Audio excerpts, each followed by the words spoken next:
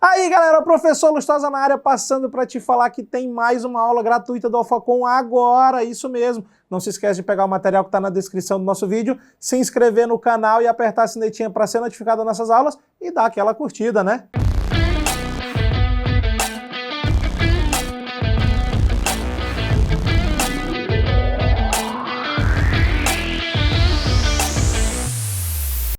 Salve, salve concurseiro! Professor Heitor Ferreira, seu professor de redação aqui do Alpha Concursos, começando com você, meu caro aluno, mais um super evento. Vem aqui, vamos conversar um pouquinho sobre redação. Meu caro aluno, a disciplina de redação vem ganhando muita força no universo do concurso público e, obviamente, você precisa começar a estudar essa disciplina assim como você faz com todas as outras. Não dá para acreditar naquela lorota de que, eu sei escrever. Meu caro, saber escrever, todo mundo sabe. Eu digo sempre, agora produzir um texto dissertativo, argumentativo, com conectivos, progressão textual, fundamentação, aí é uma outra história. Dito isso, você que vai começar a estudar redação de forma definitiva, precisa se atentar a alguns detalhes. O primeiro detalhe, redação é técnica mais prática.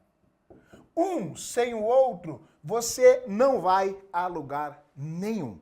Técnica e prática, tenha em mente. Professor, beleza, mas como que eu vou estudar redação começando do zero, do mais absoluto zero? Meu caro, você vai começar assim, ó. Pense na redação através do processo de elaboração do caderno. Como assim, professor? Eu preciso de um caderno de redação? O que você ainda não entendeu? Eu disse há pouco, a redação, assim como toda disciplina, precisa de uma organização, de um planejamento. Nesse caderno de redação, você vai dividi-lo em duas frentes. Como assim, professor? Em duas frentes. Desta maneira. Em uma parte, você vai trabalhar com elementos normativos, tá? Professor, como assim elementos normativos? A parte de língua portuguesa, expansão de conectivos, ampliação vocabular, entender elementos de concordância, de coerência, de coesão, elementos de morfossintaxe, toda aquela parte normativa que você tem muita dificuldade, ela precisa ser trabalhada. Como que você vai evoluir em redação, meu nobre, se você não sabe o básico da língua portuguesa? Então a gente começa pelo básico. Ok. Na segunda frente, dentro do seu caderno de redação, aí sim você vai trabalhar com o repertório. Professor, o que seria o repertório? Repertório, também conhecido como elementos para sua fundamentação teórica. Meu nobre, sem fundamentação teórica, conhecer todo o ordenamento da língua portuguesa não vai te ajudar muito. Professor, você está brincando. Não. Eu preciso entender o que é os elementos da língua portuguesa, eu preciso entender de estrutura de texto, eu preciso entender todos estes elementos. Mas a fundamentação teórica, ela é imprescindível. Por quê, professor? Com a fundamentação teórica, você vai conseguir ter sustentação argumentativa. Professor, esta sustentação argumentativa significa que você vai conseguir desenvolver raciocínios. Você vai conseguir formatar um raciocínio lógico, concatenar bem as ideias, demonstrar domínio técnico. Dito isso, aí eu venho para cá. Quando você for começar esse processo de elaboração do seu caderno, tá? O que eu quero que você crie? Algumas seções ou box, como você preferir. Você vai colocar em uma das seções ampliação, vocabular. E o que você vai fazer nessa seção? Você vai colocar palavras novas para que você consiga refinar a sua escrita. Ah, ok, professor. Em uma segunda sessão, você vai destacar, ó, a expansão dos conectivos ou conectores. Professor, por quê? Se você não repetir conectivos ou conectores de texto, você já apresenta uma boa riqueza vocabular. E aí uma conta bem simples, tá? Em uma redação com 4 parágrafos, ó, uma redação que tenha 4 parágrafos, cada parágrafo tem 3 períodos em média. Olha só. Em média, você precisa ter minimamente 12 conectivos. Só para o início de período, início de frase. Ah, sério? Sim, meu aluno.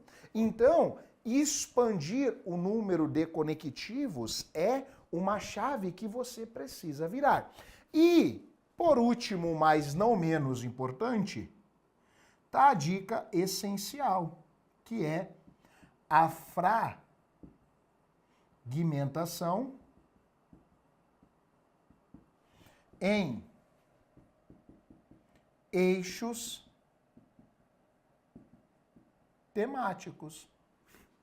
Professor, o que são os eixos temáticos? Meu nobre, eixo temático são os grandes eixos que compõem todo o ordenamento de temas de redação.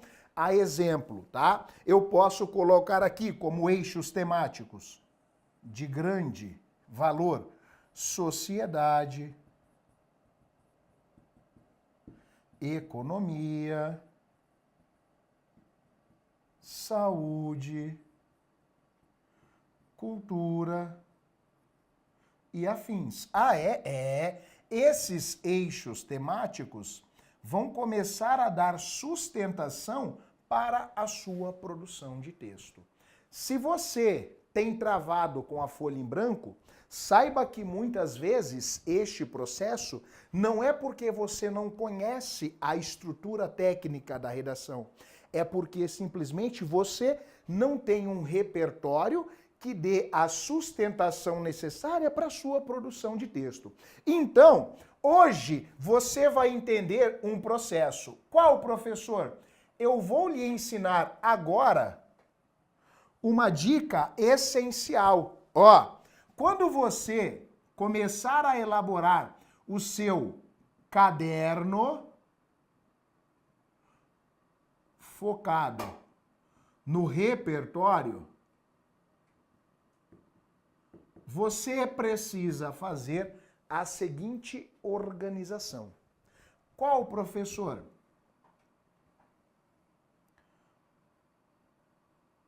Primeiro ponto, defina sua área. Ó, como assim, professor? Você define a sua carreira. Depois que você definir a sua carreira, você vai selecionar o que nós chamamos de grandes eixos temáticos. Isso aqui é clássico. cada carreira vai ter os seus grandes eixos temáticos. Natural. Ah, mas por quê, professor? Porque existe a especificidade por parte da banca. A banca, o órgão, ele faz ali as sugestões. Ele vai ter os eixos de maior recorrência. E, por último, mas não menos importante, você vai começar a criar um sólido arcabouço. Professor, como que eu crio esse sólido arcabouço? Aí tá a dica de milhões. Use a Constituição Federal, utilize leis, autores. Aqui, ó, quando eu falo de autores da filosofia e da sociologia, utilize a geopolítica e também o chamado repertório sociocultural. Eu quero, meu aluno, que você saia do óbvio, né? Você precisa ter isso aqui em mente. A organização, a sistematização, a ampliação deste arcabouço vai ser o elemento mais importante para a sua produção de texto. Então, dentro dessa seara, dentro dessa logística, nós temos que compreender alguns fatores que são determinantes. Ó, vem aqui. A partir do momento que você aplicar essa estrutura dentro dos eixos temáticos de maior relevância, você passa a ter uma base mais sólida. E aí, só para que você possa visualizar do que é que eu estou falando. Vem aqui comigo, vem aqui. Eu vou destacar uma premissa de exemplificação para você. Vou selecionar aqui 4 grandes eixos. Então, ó, 4 grandes eixos. Professor, qual? Eixo de sociedade, eixo de saúde, o eixo de segurança pública e o eixo que nós chamamos aqui de meio ambiente. Esses são alguns dos grandes eixos temáticos, tá? E aí, perceba no detalhe. Quando eu falo de temas de sociedade, esses temas vão permear desde a população em condição de rua, vai perpassar pela disparidade étnica no Brasil, vai adentrar ao conceito de violência contra minorias. Ah, professor, então o eixo de sociedade ele é bem amplo. Totalmente. E aí, se você tem dificuldade com ele, você vai utilizar para ter um repertório coringa a nossa Constituição Federal. Ah, é, professor? Sim. Lá no seu artigo 5º. Isso aqui é uma baita bola de segurança. Tudo que vier dentro da seara de sociedade, você vai destacar que todos são iguais perante a lei. E a partir disso, você tem um recurso sólido para edificar essa estrutura. Ah, professor, interessante. Interessante e essencial. Quando você pensar em minorias, em continuidade da violência, em disparidade étnica, em diferença salarial entre homens e mulheres, a aversão contra povos indígenas e outros tipos de preconceito, tudo você joga no artigo 5º, se não houver outro recurso de fundamentação. Ah, professor, ok. Constituição Federal, sim. Agora, veio um tema de saúde. Tema de saúde, professor, aí eu vou usar o quê de repertório? Aqui você vai utilizar, em especial, a OMS, a Organização Mundial da Saúde. Paralelo à Organização Mundial da Saúde, você vai ramificar para o Ministério da Saúde, para falar em especial do Brasil. E você pode ramificar para a OPAS, a chamada Organização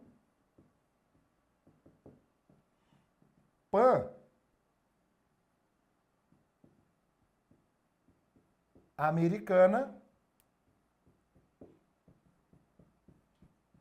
da Saúde. Ah, professor, por que que você ramifica? Suponhamos que o tema veio, a expansão dos transtornos psicológicos na contemporaneidade, ou os impactos da internet na frustração da geração alfa, ou os impactos da pandemia da Covid-19 nos problemas depressivos, nos transtornos psicológicos, qualquer coisa nessa seara. Aí você vai puxar a OMS. Lembrando que, segundo a Organização Mundial da Saúde, o último relatório de 2023, o Brasil foi novamente apontado como o país mais ansioso do mundo. Ou seja, há um problema sério de saúde no Brasil. Ou eu posso destacar que, segundo a mesma Organização Mundial da Saúde, o Brasil é o 5º país mais depressivo do mundo. Nossa, professor, eu nem sabia disso. Pois bem, agora você está começando a ampliar o seu arcabouço. Eu preciso que esse arcabouço tenha constância, tenha fundamentação, tenha um repertório diferenciado. Agora que você viu isso, vem aqui, vem aqui, vem aqui. Vamos conversar sobre segurança pública. Segurança pública, bola de segurança, tá? Nunca falha. Você vai utilizar o MJSP mais o SUSP mais o Atlas da Violência mais o Anuário Brasileiro de Segurança Pública. Professor, não sei nada sobre isso. Algo errado não está certo, né, meu nobre? O Ministério da Justiça e Segurança Pública sempre é uma bola de segurança para falar do enfrentamento ao crime organizado no Brasil. O SUSP, o Sistema Único de Segurança Pública, criado em 2018, tem como prerrogativa unificar as Forças Nacionais de Segurança Pública, pegando desde a Polícia Federal até a Guarda Municipal. O Atlas da Violência, todo ano sai uma edição com o panorama, o perfil da violência no Brasil. E o Anuário Brasileiro da Segurança Pública segue o mesmo recorte. A diferença é que o Atlas faz um recorte de 10 a 11 anos de base metodológica e o Anuário trabalha com um ano, basicamente, de recorte temporal. Ah, professor, então veio um tema lá, né, sobre a violência no Brasil, né? Olha a frase tema. A expansão do crime organizado no Brasil, : meios para o Estado combater tal ação. Meu aluno, aí ficou fácil. Você pode utilizar o SUSP, olha aqui parágrafo, primeiro parágrafo de desenvolvimento, você vai colocar assim, ó, mormente, ao avaliar o processo de expansão do crime organizado no Brasil, nota-se que existe um crescimento e uma base internacional do crime. Ponto. Deste modo, faz-se necessário refletir a importância da criação do Sistema Único de Segurança Pública, o SUSP, em 2018, como meios para enfrentar o crime nacional e internacional no Brasil, uma vez que ocorre a unidade das Forças Nacionais de Segurança. Ponto. Assim, somente com um Estado fortalecido haverá recursos para, de fato, combater o crime organizado. Ponto final. O que eu disse de novo? Nada. Eu só usei a criação do SUSP como recurso. Ah, professor, e se eu quisesse usar o Anuário Brasileiro de Segurança Pública para falar de violência na Amazônia? Aí você vai colocar que a morte violenta intencional na Amazônia brasileira é maior do que todo o restante do território nacional. Eu tenho um índice de morte violenta intencional na Amazônia brasileira, ali na chamada Amazônia Legal Brasileira, maior do que a média nacional. Por quê? Região fronteiriça, região de floresta, atuação múltipla do crime organizado. Crime internacional. Ah, entendido. E aí você começa a perceber que são pequenos detalhes que vão ampliar a sua base produtiva. E aqui, para fechar esse primeiro momento, meio ambiente. Eu não poderia olhar para o meio ambiente sem mencionar o chamado Agenda 2030. Os 17 ODS. Objetivos de Desenvolvimento Sustentável. Qualquer tema vinculado a meio ambiente, a sustentabilidade, a desenvolvimento sustentável, a ecologia, a mudança climática e afins, eu jogo para a Agenda 2030, que foi edificada no chamado, Acordo de Paris, tá? E, professor, de quando? De 2015, tá? Então nós teríamos 15 anos para cumprir estas metas, estes objetivos, mas nós já estamos vendo que foi embora o boi com a corda, literalmente. A gente está vivendo um momento muito complexo. Então, bola de segurança. E, professor, e se eu quiser olhar para a Constituição aqui, eu posso? Claro. Se você for utilizar a nossa Constituição Federal, que é muito cabível, você vai olhar simplesmente para o nosso artigo 225, tá? Todos têm direito ao meio ambiente equilibrado, bem para o uso e, Brasil, não tem novidade. Tranquilinho? Agora que você pegou toda essa base de estrutura de texto, de repertório primário, vem aqui porque eu vou construir a base de uma boa redação. Então, vem aqui.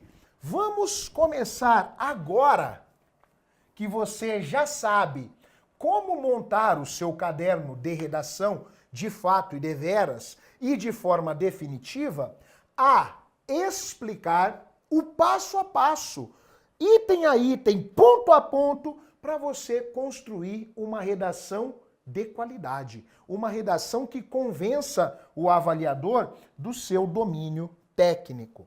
Então, vamos aos trabalhos. Preste muita atenção. Basicamente, a redação, ela tem o que nós chamamos de uma estrutura rígida. Professor, o que seria essa estrutura rígida? Ela tem uma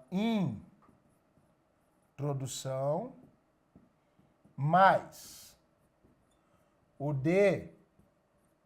desenvolvimento mais a conclusão. Isso aqui é clássico, tá? Introdução, desenvolvimento, conclusão. Nós chamamos, de forma bem simplista, é o começo, o meio e o fim. Uma redação precisa de introdução, desenvolvimento e conclusão. Isso aqui não muda. Ah, ok, professor. Paralelo a isso, a sua redação vai precisar de mais duas coisas. A primeira delas, o uso de conectivos que tem um objetivo claro. A fluidez textual e, obviamente, a progressão textual, que eu vou detalhar aqui para você. Essa progressão, ela se ramifica em duas frentes. Ela é intraparágrafo e ela é interparágrafo. Professor, como é isso? A progressão intraparágrafo refere basicamente no que você vai produzir dentro da parte do texto. Quando eu digo parte do texto, eu estou ramificando a introdução, o desenvolvimento e a conclusão. Isso aqui é um elemento básico que eu preciso ter em mente. Como eu vou concatenar as ideias dentro de cada um dos meus parágrafos. A progressão interparágrafo refere-se à sua conexão dos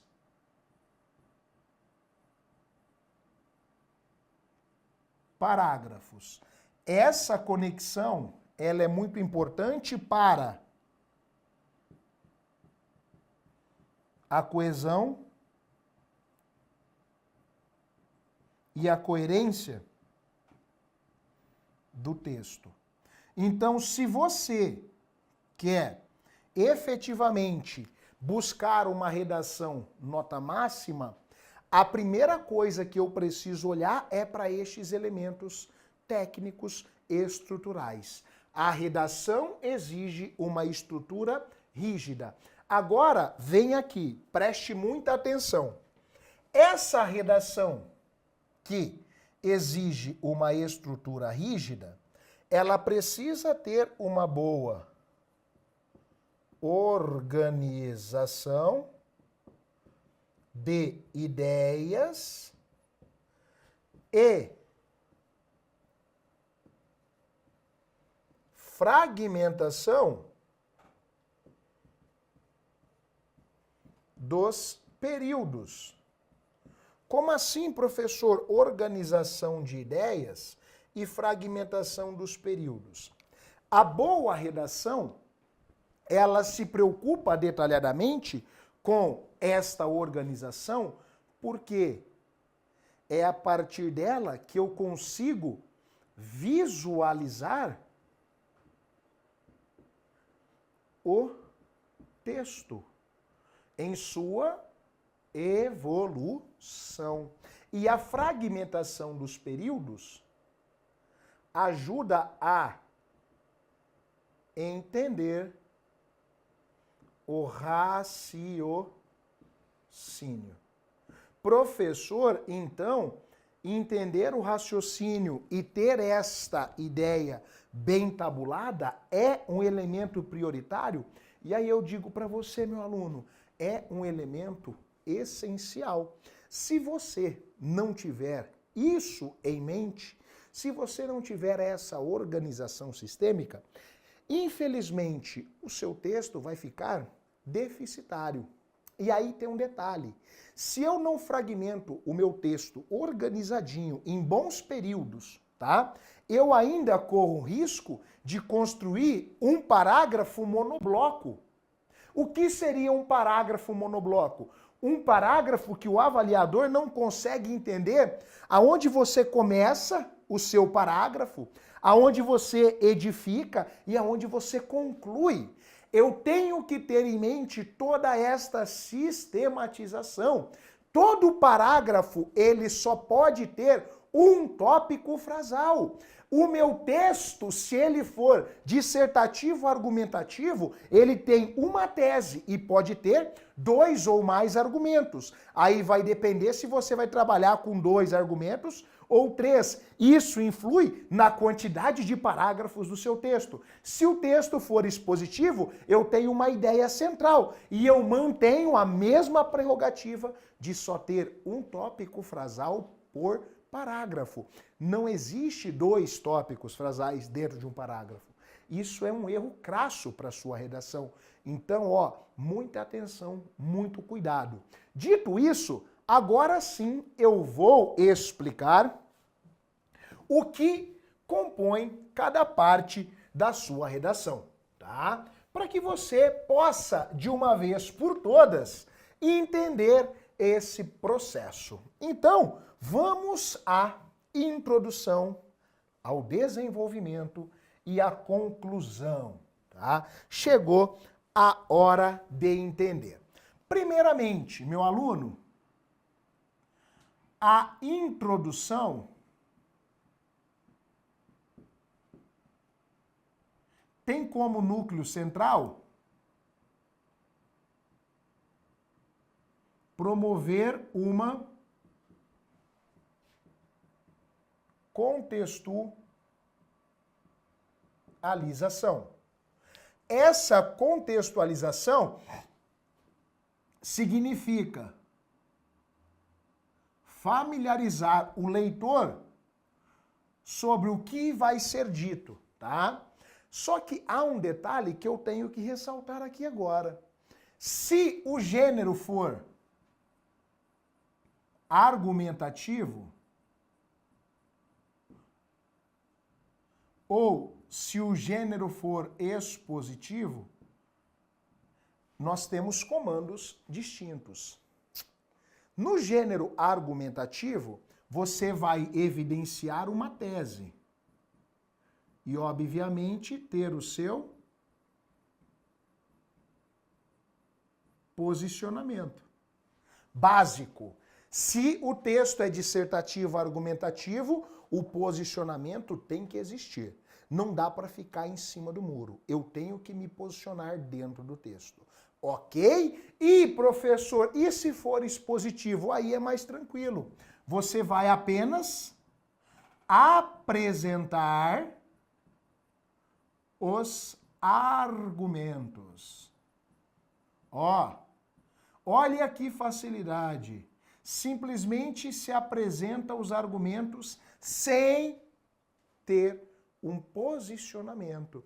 Então, o núcleo central de ter repertório, de ter fundamentação, isso não muda. Isso é clássico. Só que aqui você só apresenta os argumentos e a banca já vai ficar satisfeita, sem novidade. Você cumpriu o que foi disposto. Agora, se for argumentativo, aí não. Eu preciso evidenciar a tese e sustentá-la para depois concluir com a minha posição dentro do texto. Tranquilo, mas lembra sempre, essa introdução não é a parte mais longa do seu texto. Então, preconize utilizar de 4 a 6 linhas. Isso aqui tem que ser um padrãozinho básico, tá? Não dá para fazer loucura, não. É de 4 a 6, vai tranquilo, vai na boa. Professor, ok.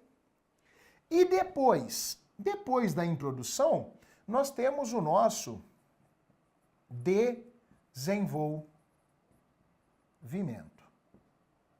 Quando o professor fala de desenvolvimento, eu estou referindo-me a promover um sólido debate teórico. Esse debate teórico tem uma característica. Qual, professor? Esse debate teórico refere-se, primeiro ponto, a expor recursos. Segundo ponto, sustentar argumentos e ter solidez. Quando eu penso em debate teórico, saiba que eu preciso trazer recursos externos. É por isso que o repertório é tão importante dentro do texto dissertativo. Professor, interessante. Tem mais alguma coisa? Tem. O desenvolvimento tem uma característica que eu preciso ressaltar para você, meu aluno. Nós trabalhamos com 2 ou mais parágrafos. Professor, como assim? 2 ou mais. Quando eu digo ou mais, leia, por favor, 3, tá? Ah, não dá para colocar 4, 5? Não. Depende muito se a sua redação vem aí com 40, com 50 linhas. Aí a gente conversa diferente. Mas se for a redação tradicional ali com 30 linhas, 2 ou mais 3. Sem novidade, sem loucura. Ah, ok, professor. E aí? E se for com 2, como que eu vou estruturar? Se você for trabalhar com 2 parágrafos, nós vamos chamá-los aqui de D1 e D2. O D1 é o seu recurso mais fraco. Mais fraco não quer dizer superficial, vazio, fuleiro. Não. Mais fraco quer dizer que não é o seu melhor repertório, ok? E no D2 eu vou trabalhar com o meu recurso mais forte. Para quê, professor? Evidenciar progressão textual. Nessa estrutura, basicamente, o D1 ele vai ter entre 6 e 8 linhas. O D2, professor, entre 7 e 9 linhas. Até a quantidade de linhas é diferente, porque o D2 merece uma atenção especial. Ele precisa ser mais bem desenvolvido. Paralelo a isso, eu tenho a possibilidade de produzir a minha redação com 3 parágrafos de desenvolvimento. O D1, o D2 e o D3. Professor, qual é o detalhe? D1, D2 e D3. O D1 continua sendo o mais fraco. Isso não muda. O D2 vai ser o parágrafo intermediário. Não é o seu melhor recurso, mas também não pode ser o seu mais fraco. E o D3, professor? Obviamente o mais forte. Aqui eu quero fazer um detalhe. Quando eu trabalho com 3 parágrafos de desenvolvimento, cada um destes parágrafos vai ter, em média, 6 linhas. É um padrão. Ah, professor, por quê? Tecnicamente falando. Porque eu tenho que ter um equilíbrio. Então, trabalhe ali com uma média de 6 linhas. Isso é básico. Isso é simples. E aí você vai perceber um detalhe.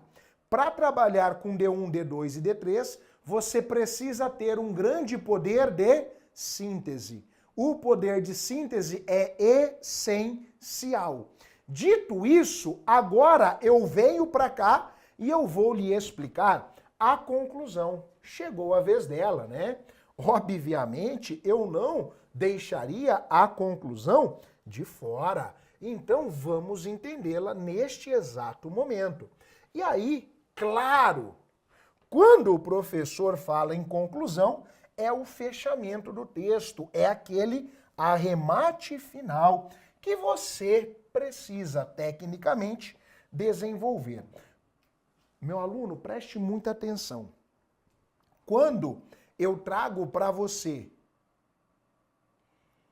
a conclusão, eu quero que você entenda o seguinte, ó, é o fechamento do texto. Se é o fechamento do texto, preconize duas coisas. Eu preciso dar o tom de encerramento e eu preciso fazer uma retomada conclusiva. Isso aqui é o básico do básico de uma boa conclusão. Ah, professor, ok. Então, dentro dessa conclusão, tecnicamente falando, eu preciso, ó, definir o desfecho do texto. Ou melhor, desfecho é feio. Vamos colocar aqui, ó, o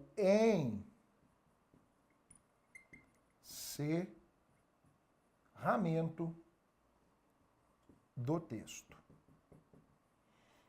Professor, este encerramento precisa do quê? De um bom conectivo e de fechar o que foi apresentado barra debatido. Isso aqui é enredo central de toda e qualquer conclusão decente de texto. Professor, dá uma dica aí. Ó, primeiro período para você utilizar em toda e qualquer conclusão, independentemente do eixo temático. Você pode usá-la ou na abertura do parágrafo ou no fechamento. Você vai colocar assim, ó, portanto, ao averiguar as informações supracitadas, nota-se a relevância do tema em debate, ponto. Que isso, professor? É uma retomada conclusiva clássica. Você já cumpre o primeiro papel, o papel prioritário, que é dar o tom de encerramento, que é encaminhar o fechamento do texto. Professor, maravilha. E depois, depois, meu aluno, que você edificou essa estrutura, por óbvio, você vai definir o processo de conclusão das ideias. Professor, eu posso fazer uso de algum recurso diferencial aqui? Pode. Ó, preste atenção. Eu posso fazer uso de um recurso diferencial. Em especial, você que veio do Enem. Você pode fazer uso de uma proposta de solução barra intervenção. Isso aqui você pode utilizar de forma brilhante para mostrar para o avaliador domínio técnico. Mas, se a sua banca for a banca VUNESP, não utilize proposta de solução. A VUNESP não gosta, não tolera e vai canetar a sua redação se você trouxer proposta de solução. Agora, se você estiver apto a fazer uso dessa proposta, saiba que essa proposta precisa ter um alto nível de especificidade. Como assim, professor, especificidade? Não me venha com aquelas propostas mirabolantes. Cabe ao Estado resolver o problema de segurança do Brasil. O Estado é gigante. Cabe a quem no Estado? Cabe ao Ministério da Justiça e Segurança Pública, junto com a pasta, por exemplo, da educação, edificar ações formativas para coibir a expansão criminosa e investir em ações formativas no âmbito escolar. Aí sim, especificidade. Se é para trazer algo diferente, traga com propriedade. Não me venha com essas marolinhas, com essas balelas de texto, não. Eu tenho que trazer um alto nível de especificidade.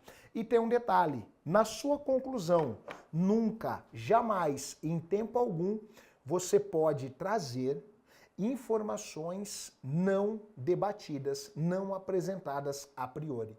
Como assim, professor? Na conclusão, não é espaço para você apresentar novas ideias. Não. A conclusão é para você encerrar tudo aquilo que estava previamente em debate. Então, essa conclusão traz essa prerrogativa para a gente. A conclusão traz este núcleo. Eu vou encerrar o que eu vinha debatendo. E é isso. Essa é a estrutura de um texto clássico, sem novidade. Mas, agora, para a gente encaminhar o encerramento desta super aula, eu quero falar com você sobre projeto de texto. Eu já expliquei como montar o caderno, eu já detalhei as partes que compõem a sua redação e agora nós vamos para a última etapa, que é o chamado projeto de texto. Então, meu aluno, prepare-se para conhecer uma metodologia que vai lhe ajudar a definir um projeto adequado de redação. Então, preste muita atenção. Quando o professor fala de projeto de texto, eu estou referindo-me a suas etapas de produção. E a partir de agora, eu quero que você fragmente as suas etapas de produção de texto em 3 partes. A primeira delas é o nosso brainstorm. Depois, o nosso rascunho. E, por fim, o texto definitivo. Detalhe importante. O rascunho e o texto definitivo é básico. Você já faz. Mas o brainstorm, que você chama popularmente de tempestade de ideias, esse precisa ser melhorado. E é por isso que eu vou ensiná-lo neste momento. Então vem aqui. Quando eu falo do brainstorm, eu quero que você faça uma fragmentação em 3 partes. Como assim, professor? Fragmentação em 3 partes? Você vai fragmentar o brainstorm em 3 partes. Quais são elas, professor? Parte 1. A lista. Parte 2. A seleção. Parte 3. O ordenamento. Ó, atenção. Na lista, você, meu aluno, vai apontar todas as possibilidades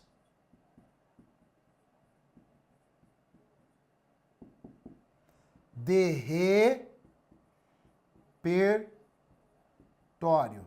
Ó, quando eu digo apontar, significa que você não vai ficar com preciosismo. O que é o preciosismo? Querendo construir argumento. Ali não é o lugar. Você vai simplesmente apontar para ter o gatilho mental e saber que há uma possibilidade de uso. Ah, professor, isso eu já faço, maravilha! Você cumpria a primeira etapa do brainstorm e achava que fazia ele em totalidade. Depois que você listar, você vai para a seleção. Aqui você vai simplesmente, ó, selecionar os argumentos para uso. E aqui tem um detalhe.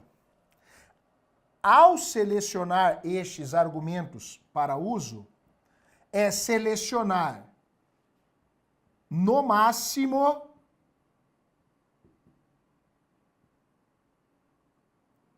4. Ah, professor, sério? Sério. Se você colocar 15 tópicos na sua lista e não fizer a seleção, infelizmente você vai ficar travando. Mas por quê, professor? Porque você vai ficar olhando para aquilo e remoendo, uso, não uso, uso, não uso, troco, não troco, esquece. Uma vez que você selecionar os 4 argumentos, todos os demais você larga o X e esqueça que eles existem, para você focar apenas no que foi selecionado. Ah, é. Professor, cumpri isso. O que eu faço? Aí eu chego no ordenamento. No ordenamento você vai definir em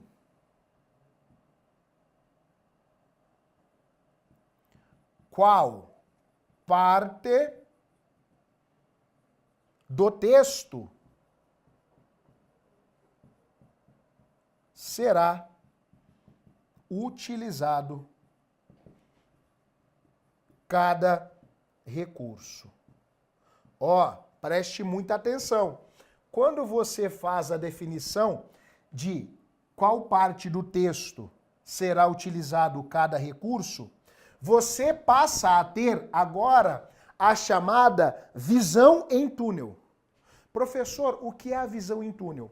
Você vai olhar para o seu texto antes de colocar uma palavra sequer no seu rascunho e você já sabe o que vai ter na introdução, o que será construído no primeiro desenvolvimento, no segundo e também na conclusão. Esta organização do brainstorm vai facilitar a sua preparação de 3 formas. A primeira, ela vai ajudar a selecionar os melhores recursos. Ela vai ajudar na sua progressão de ideias e ela vai ajudar na sua evolução textual. A partir do momento que você entender essa estrutura do Brainstorm, aí você entendeu tudo.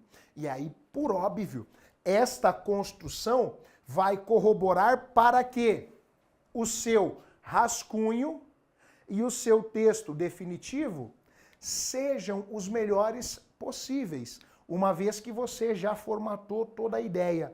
Quando você acabar a última etapa do Brainstorm, você já tem o texto todo delimitado na sua mente. Aí é só colocar no papel. Maravilha, meu aluno?